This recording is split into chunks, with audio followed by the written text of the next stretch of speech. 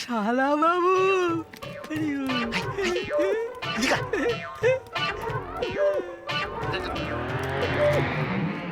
আরে শালা বাবু, কি হলো রে? চোখ তো কপালে উঠে গেল যে। কতদিন পরে এলেন।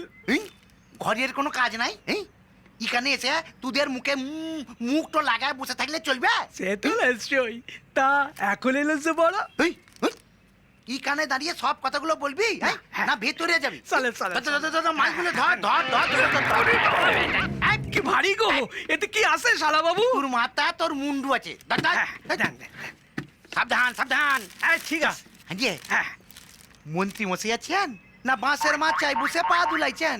না আছেন আছেন আছেন। দিদি দিদিও আছে।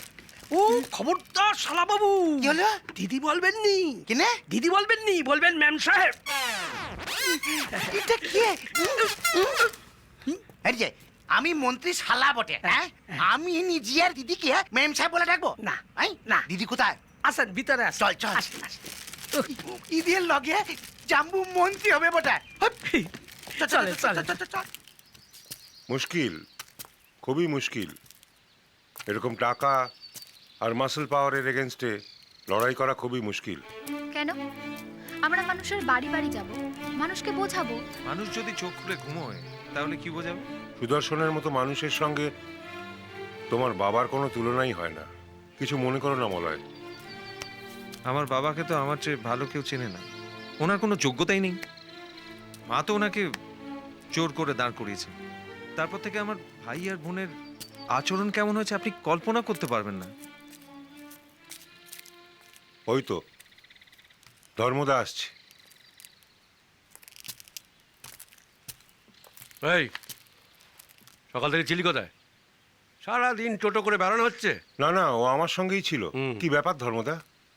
এই যে ছোড়া, তোমার বাবা নাকি ভোটে দাঁড়াচ্ছে শুনেছি। শুনেছি মানে? মানে আমি সুদর্শন দার সঙ্গে ছিলাম, আছি, থাকবো। বাপের হোটেলেই থাকছো আর বাপের বিরুদ্ধে রাজনীতি করবে? কি হয়েছে বলো তো ধর্মদা? এরকম খ্যাঁক খ্যাঁক করছো কেন? খ্যাকা করছো কেন? খ্যাকা করবে না। তুমি এখানে কেন? চা খাবে তো?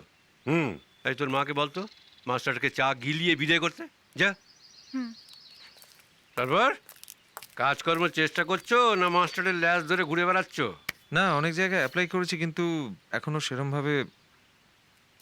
স্যার আমি আসছি, দুপুরে সুদর্শনদার ওখানে যাব। চা খাবে না? না,